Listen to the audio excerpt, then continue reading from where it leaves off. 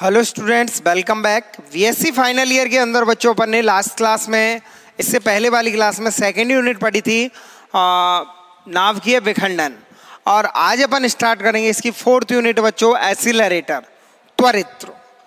त्वरित्र का मतलब होता है कण त्वरित्र। कण त्वरित्र का सबसे पहले मैंने आपको इसका नाम बताऊं।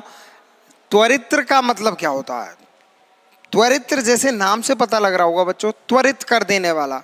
त्वरित मतलब वेग को बढ़ा देने वाला। त्वरित का मतलब यही तो होता है, वेग को बढ़ा देने वाला या उसकी गतिज ऊर्जा के मान को बढ़ा देने वाला।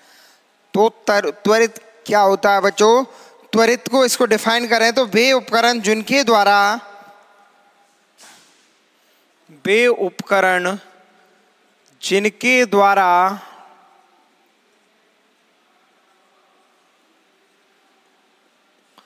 परमाणुवीय आवेशित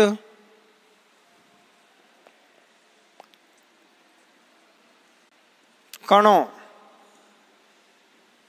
वे उपकरण जिनके द्वारा परमाणुवीय आवेशित कणों जैसे इलेक्ट्रॉन, प्रोटॉन, अल्फा कण आदि, ठीक है, न्यूट्रॉन, ठीक है, परमाणुवीय आवेशित कणों जैसे इलेक्ट्रॉन हुआ, प्रोटॉन हुआ, अल्फा कण हुआ, ड्यूट्रॉन हुआ आदि आवेशित कणों के वेग में वृद्धि कर दे, वेग को बढ़ा दे। वे उपकरण जिनके द्वारा परमाणुवीय आवेशित कणों के वेग को या वेग में वृद्धि की जा सके, वे उपकरण जिनके द्वारा परमाणुवीय कणों के वेग में वृद्धि की जा सके या परमाणुवीय आवेशित कणों को त्वरित किया जा सके, उनको गतिज ऊर्जा दी जा सके, उन्हें क्या कहेंगे? वेग में वृद्धि की जा सके या त्वरित किया जा सके, त्वरित किया जा सके या उनकी गतिज ऊर्जा के मान को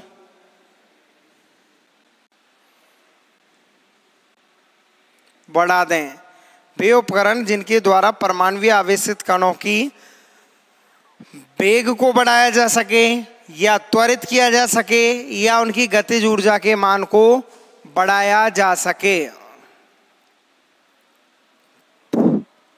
उन उपकरणों को क्या कहते हैं बच्चों? त्वरित्र कहलाते हैं, एक्सीलरेटर कहलाते हैं। ऐसे उपकरण जिनकी सहायता से परमाणुवीय आवेशित कणों जैसे इलेक्ट्रॉन, प्रोटॉन, बीटा कण, ड्यूटेरियम, ड्यूट्रॉन आदि के वेग में वृद्धि की जा सके, उनकी गतिज ऊर्जा को बढ़ाया जा सके या उनको त्वरित किया जा सके, ऐसे उपकरणों को क्या कहते हैं अपन? त्वरित्र कहते हैं, एक्सीलरेटर कहलाते हैं। जैसे ये होता है, जैसे इसका उदाहरण बताऊं मैं त्वरित्र का। कोई भी त्वरित्र का नाम बता दो आप। जैसे इसके लिए एक तो होता है आपका रेखिक त्वरित्र होता है, और इसके अलावा तरंग पथक त्वरित्र होता है, और साइक्लोट्रॉन होते हैं आदि, सभी क्या हैं? त्वरित्र कहलाते हैं। जैसे साइक्लोट्रॉन, एक ही लिख लो, ये सब क्या है? त्वरित्र हैं। दूसरी डेफिनेशन बताऊं मैं आपको त्वरित्र की, एकदम सीधी, ये भी सीधी है एक्सीलरेटर की, इसमें भी कुछ नहीं है। ऐसे भी अपन डिफाइन कर सकते हैं, ऐसी मशीनें जिनकी सहायता से कणों या आयनों को उच्च ऊर्जा से त्वरित किया जा सके। ऐसी मशीनें, मशीन कह लो या उपकरण कह लो, ठीक है, ऐसी मशीनें जिनकी सहायता से कणों या आयनों को उच्च ऊर्जा से त्वरित किया जा सके, त्वरित किया जा सके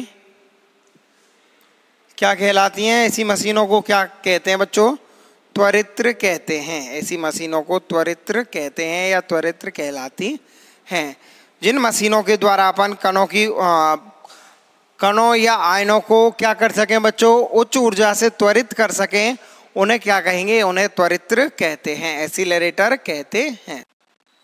तो बच्चों ये मशीनें क्या होंगी? ये मशीनें होंगी त्वरित्र कहलाएंगे। अब इन त्वरित्रों के मैं आपको, जैसे साइक्लोट्रॉन है, रेखिक पथिक त्वरित्र है, ये सब क्या होंगे? इनके उदाहरण होंगे। जैसे रेखीय त्वरक है या रेखिक पथिक त्वरित्र भी कहते हैं, इसे रेखिक त्वरित्र भी कहते हैं। और दूसरा है आपका तरंग पथक त्वरित्र, जैसे रेखीय त्वरित्र,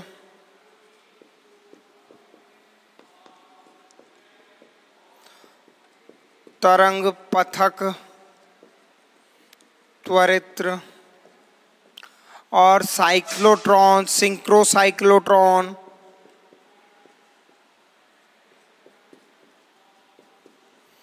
सिंक्रोट्रॉन, सिंक्रोसाइक्लोट्रॉन और वाल्टन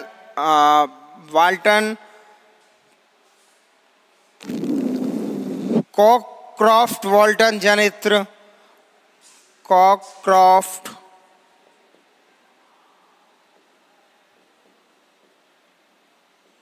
वाल्टन और इसके अलावा बॉन्डीग्राफ, ये सभी क्या हैं बच्चों? एक्सीलरेटर या त्वरित्र के उदाहरण हैं।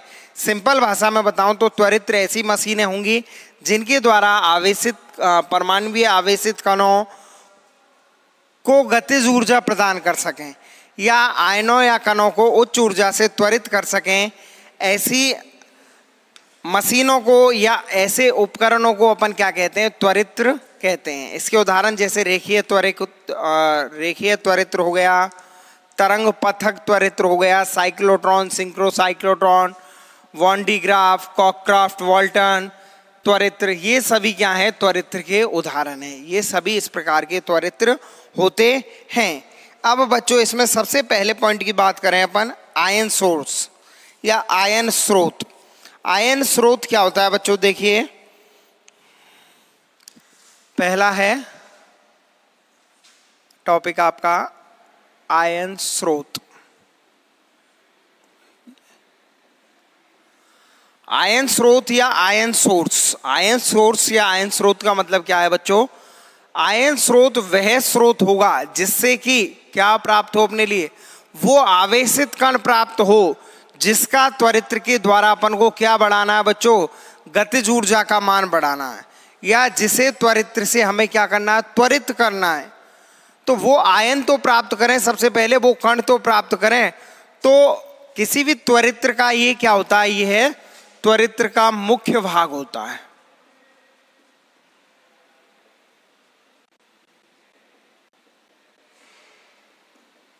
किसी भी त्वरित्र का आयन स्रोत मुख्य भाग होता है बच्चों। और किसी भी कण त्वरक का ये मुख्य भाग आयन स्रोत होता है। आयन स्रोत से उन आयनों या उन कणों का उत्पादन किया जाता है जिन्हें कि उच्च ऊर्जा से त्वरित करना होता है।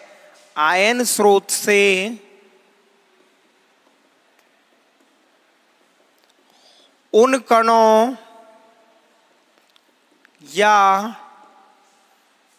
आयनों का उत्पादन किया जाता है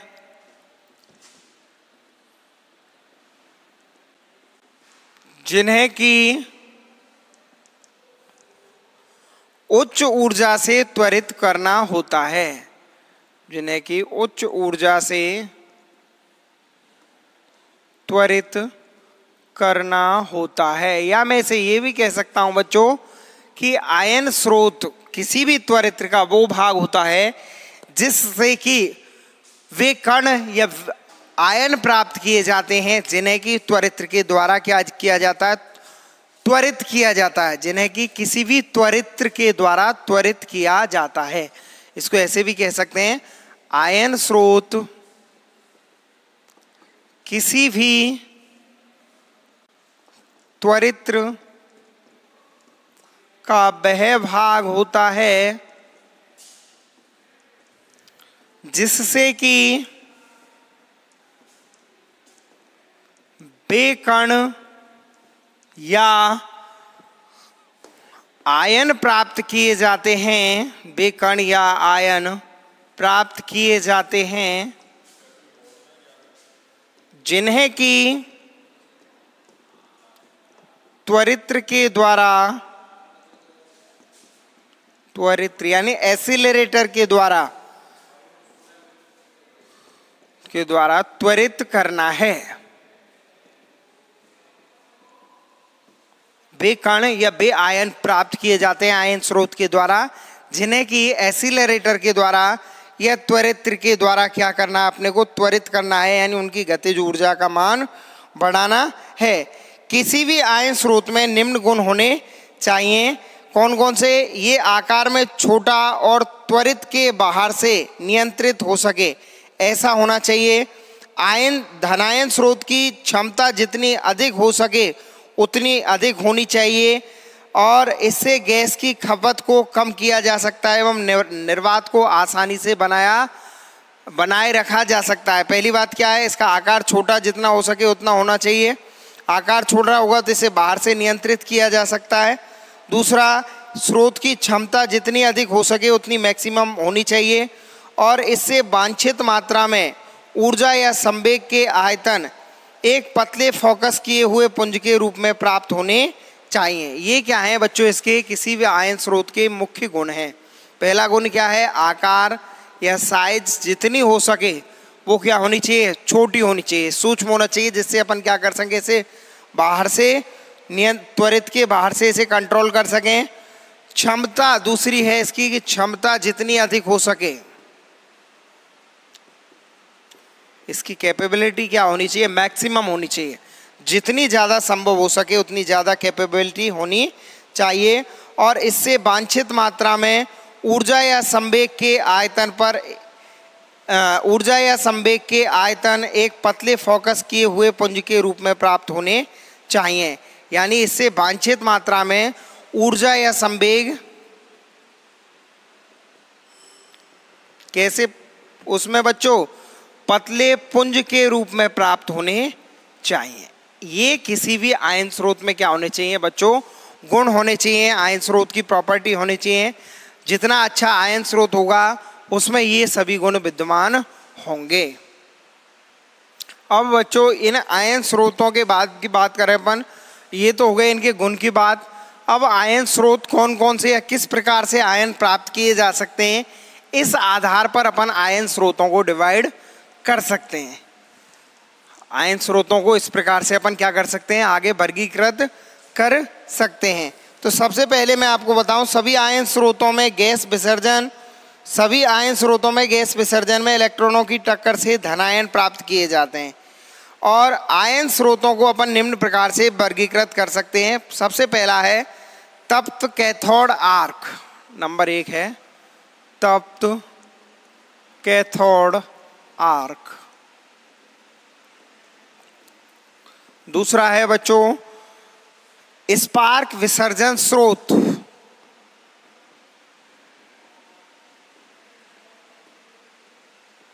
और तीसरा आयन स्रोत का जो प्रकार है वो है आपका चुंबकीय आयन स्रोत।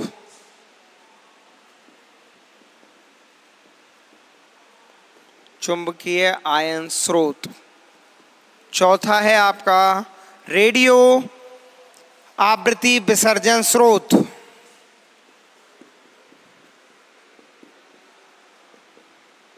रेडियो आवृत्ति विसर्जन स्रोत। और पांचवा है आपका धनायन स्रोत या धनायन स्रोत। इनकी एक एक की बात करें बच्चों, सबसे पहला आपका तप्त कैथोड आर्क। यह एक इलेक्ट्रॉन सोर्स होता है। इसमें तप्त कैथोड से तापायनिक उत्सर्जन के द्वारा इलेक्ट्रॉन उत्सर्जित होते हैं। कैथोड टंगस्टन या टेंटलन तंतु या ऑक्साइड लेपित धातु का होता है। ये कौन सा होता है बच्चों? ये होता है एक इलेक्ट्रॉन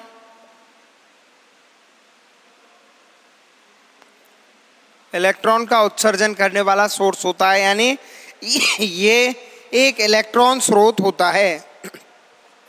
दूसरा है बच्चों स्पार्क विसर्जन स्रोत। इसमें स्पार्क या स्फुलिंग विसर्जन स्रोत से धनायनों के छोटे छोटे पुंज या स्पंद प्राप्त किए जाते हैं। इसमें दो इलेक्ट्रॉनों के मध्य रेडियो आवृत्ति स्रोत लगाया जाता है। दो इलेक्ट्रॉनों के मध्य रेडियो आवृत्ति स्रोत लगाया जाता है। Radio frequency source RF source, दो इलेक्ट्रोड पॉजिटिव इलेक्ट्रोड और नेगेटिव यानी कैथोड और एनोड के मध्य रेडियो आवृत्ति स्रोत इसमें लगा देते हैं और इलेक्ट्रोड को उस पदार्थ से संतृप्त किया जाता है। इसमें दो इलेक्ट्रॉनों के मध्य रेडियो आवृत्ति स्रोत लगाते हैं। एक इलेक्ट्रोड को उस पदार्थ जिसके आयन चाहिए उससे बनाया जाता है और इसके अलावा दूसरा है जैसे टाइटेनियम, हाइड्रोजन आदि को बार बार गर्म या ठंडा करके इसे हाइड्रोजन से संतृप्त किया जा सकता है। और इसमें क्या होता है बच्चों, इसके अलावा तीसरा बचाऊं मैं आपके लिए चुंबकीय आयन स्रोत। स्पार्क विसर्जन स्रोत हुआ, दो इलेक्ट्रॉनों के मध्य रेडियो आवृत्ति स्रोत के द्वारा इसमें विसर्जन से अपन को आयन प्राप्त किए जाते हैं। तीसरा है बच्चों चुंबकीय आयन स्रोत। चुंबकीय आयन स्रोत क्या होता है बच्चों, यह भी एक क्या होता है आयन स्रोत होता है। और इसमें जो आयन हैं वो आयन किस प्रकार से प्राप्त किए जाते हैं, तप्त कैथोड आर्क का उन्नत रूप होता है। इसमें एक अक्षीय चुंबकीय क्षेत्र लगा करके निर्गत छिद्र के परिसर में विसर्जन को केंद्रित किया जाता है और चुंबकीय क्षेत्र इलेक्ट्रॉनों को एक चुंबकीय बल रेखाओं के अनुदिश सर्पिलाकार पथ में गति करते हुए समांतर पुंज के रूप में इकट्ठा किया जाता है। यानी चुंबकीय क्षेत्र का उपयोग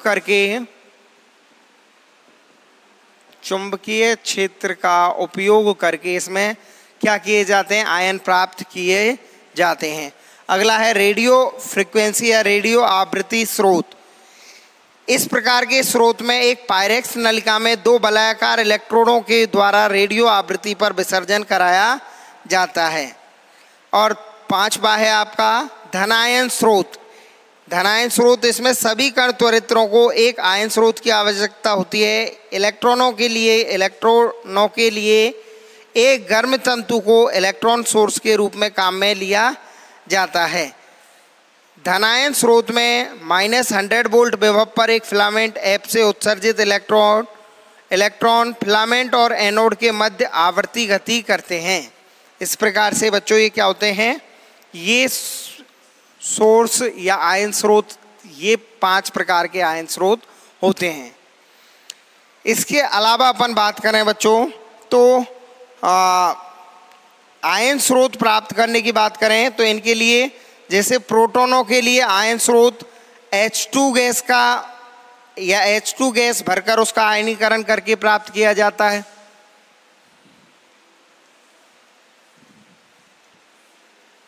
इसके अलावा आयन स्रोत में अपन बात करें तो प्रोटॉनों का आयन स्रोत प्राप्त करने के लिए जैसे क्या किया जाता है, प्रोटॉनों के उत्पादन के लिए आयन स्रोत में H2 गैस भरकर आयनीकरण किया जाता है।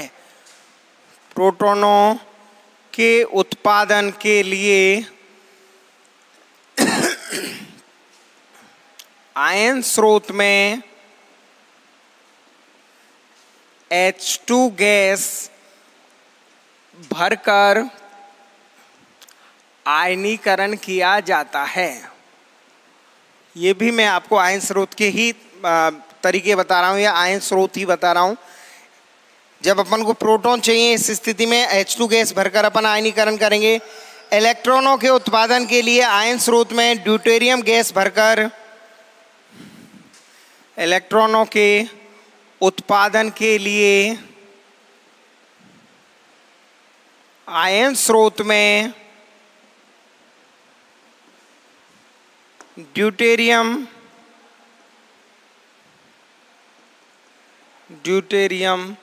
गैस भरकर आयनीकरण किया जाता है।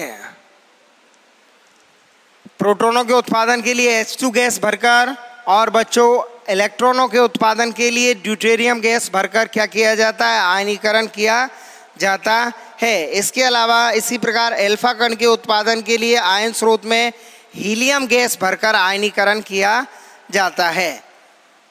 अल्फा कणों के उत्पादन के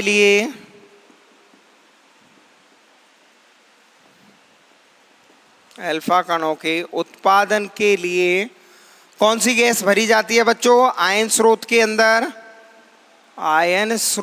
अंदर हीलियम गैस भरकर आयनीकरण करते हैं।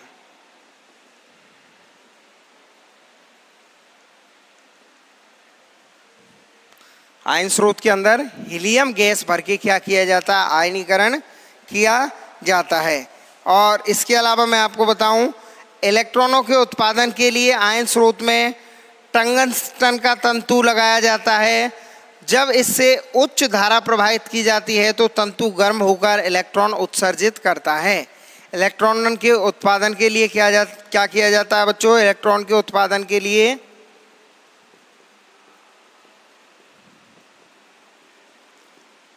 टंगस्टन का तंतु लगाया जाता है। और जब ये गर्म होता है, इससे धारा प्रवाह होता है, तो ये क्या करता है, जब ये गर्म होता है, गर्म कब होगा, जब धारा प्रवाह होगा तो गर्म होगा, और ये इस स्थिति में इलेक्ट्रॉनों का क्या करेगा, उत्सर्जन करेगा। तो ये आयन स्रोत के मुख्य तरीके हैं जिससे अपन आयन प्राप्त कर सकते हैं आयन स्रोत के द्वारा। इसके अलावा आयन सोर्स की जो विधियां हैं मैंने आपको पहले बता दी हैं। जैसे पहली बताई थी आपको मैंने, हॉट या तप्त कैथोड आर्क, स्पार्क विसर्जन स्रोत, चुंबकीय आयन स्रोत और रेडियो आवृत्ति विसर्जन और धन आयन स्रोत। ये आपका हुआ बच्चों आयन स्रोत। और आयन स्रोत से किस प्रकार से अपन क्या करते हैं, आयन प्राप्त करते हैं। इसके अलावा अब अपन एक एक क्या पढ़ेंगे बच्चों, अब अपन पढ़ेंगे इनमें एसिलरेटर या त्वरित्र के बारे में। सबसे पहले मैंने आपको बताया त्वरित्र होते क्या है, फिर आयन स्रोत इसका जो मुख्य पहला भाग है, आयन जिनसे प्राप्त करेंगे या वेग कण प्राप्त करेंगे, जिनको अपन को क्या करना है, त्वरित करना है। ठीक है, तो ये हुए आयन स्रोत। अब इसका पहला अपन त्वरित्र पढ़ेंगे और इसका पहला त्वरित्र है बच्चों रेखीय त्वरित्र। पहला त्वरित्र है इसका रेखीय त्वरित्र, लीनियर एसिलरेटर। रेखीय त्वरित्र या इसको इंग्लिश में क्या बोलते हैं बच्चों, लीनियर एसिलरेटर बोलते हैं। आयनों को उच्च ऊर्जा से त्वरित करने के लिए बाइड्रो नामक वैज्ञानिक ने एक मशीन का निर्माण किया जिसमें आयन को त्वरित करने के लिए स्थिर विद्युत क्षेत्र का उपयोग किया जाता है। इसमें आयन का पथ रेखीय होता है, इसलिए इसे क्या कहते हैं बच्चों, इसीलिए इसे अपन रेखीय त्वरित्र कहते हैं। इसका सबसे पहली बात, इसका निर्माण किसने किया, रेखीय त्वरित्र का निर्माण बाइड्रो नामक वैज्ञानिक ने किया 1928 में। किसने, बाइड्रो, 1928 में।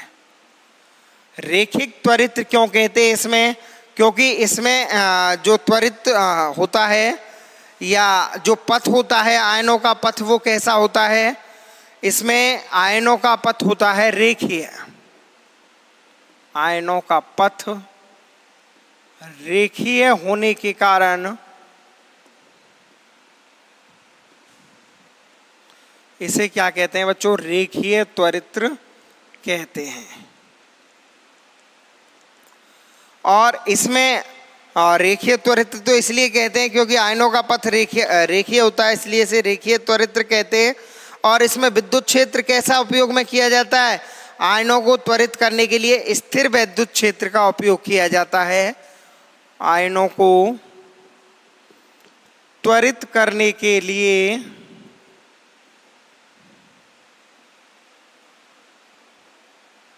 स्थिर विद्युत क्षेत्र का उपयोग किया जाता है।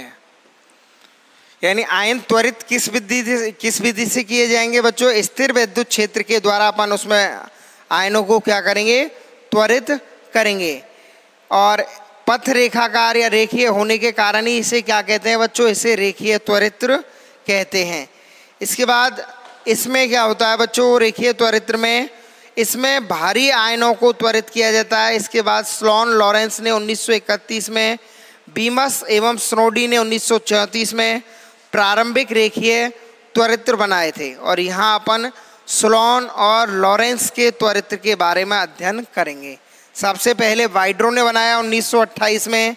इसके बाद रेखीय त्वरित्र की बात करें तो किसने बताया, स्लोन एवं लॉरेंस ने बनाया 1931 में।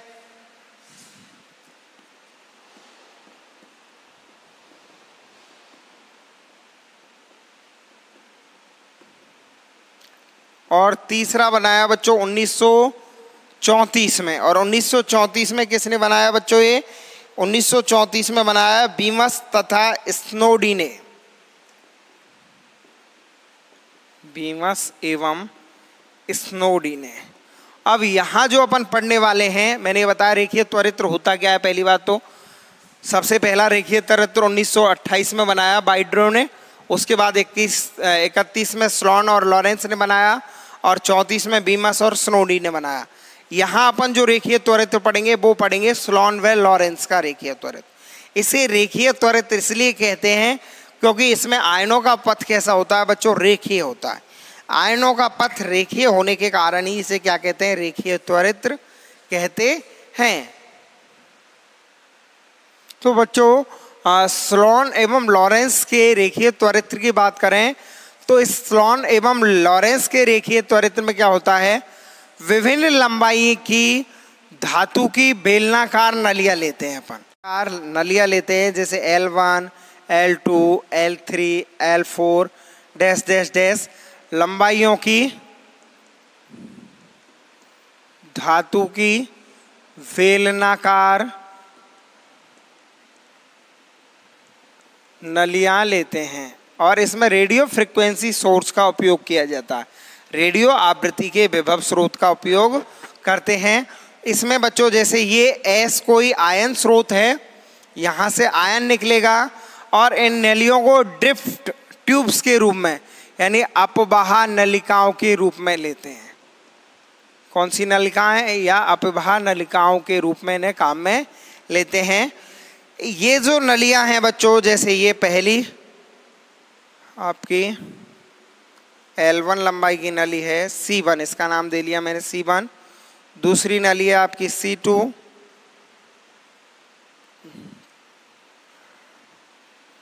तीसरी C3,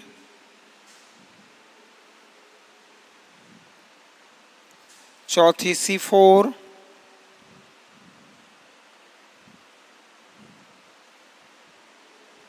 पांचवी C5 डैश डैश डैश। अच्छा, इसमें एक बात और है बच्चों, इन नलियों के मध्य का जो गैप है, अंतराल, वो समान रखा जाता है और रेडियो फ्रिक्वेंसी सोर्स का उपयोग किया जाता है।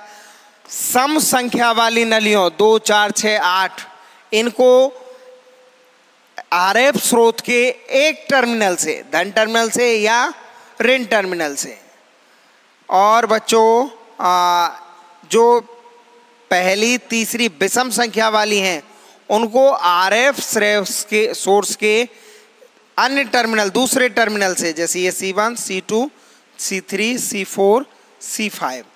तो सम वाली 2, 4 ये वाली तो किससे जोड़ेंगी बच्चों, ये 1, 3, 5 ये आरएफ सोर्स के एक टर्मिनल से जोड़ेंगी, आरएफ सोर्स ले लिया। और दूसरे टर्मिनल से कौन सी जोड़ेंगी, 2, 4, 6, 8 डैश डैश ये वाली। ठीक है, तो इस प्रकार का ये होता है आपका क्या, ये इस प्रकार की होती है इसकी बनावट रेखीय त्वरित्र की। C1, C2, C3, C4, C5, C6 dash dash dash अलग अलग लंबाइयों के अपन क्या लिए बच्चों, धातु की बेलनाकार नलियां लिए और इन नलियों को अब्बा नलिकाओं के रूप में काम में लिया। इनके सामने S कोई स्रोत लगा दिया है और बच्चों इनके मध्य का जो गैप है, अंतराल है, दूरियां हैं, वो बराबर रखी हैं अपन ने। इन नलियों की सम संख्या वाली नलियां 2, 4, 6, 8 वाली जो संख्या की जो नलियां हैं उन्हें आरएफ सोर्स के एक टर्मिनल से और विषम वाली नलियों को दूसरे टर्मिनल से जोड़ दिया। इस प्रकार की ये क्या होती है, रेखीय त्वरित की बनावट होती है। इसे विस्तार से इसकी बनावट को दोबारा से और इसकी वर्किंग प्रिंसिपल इनको अपन अगली क्लास में पढ़ेंगे। आज की क्लास के लिए इतना ही पढ़ पाएंगे। धन्यवाद।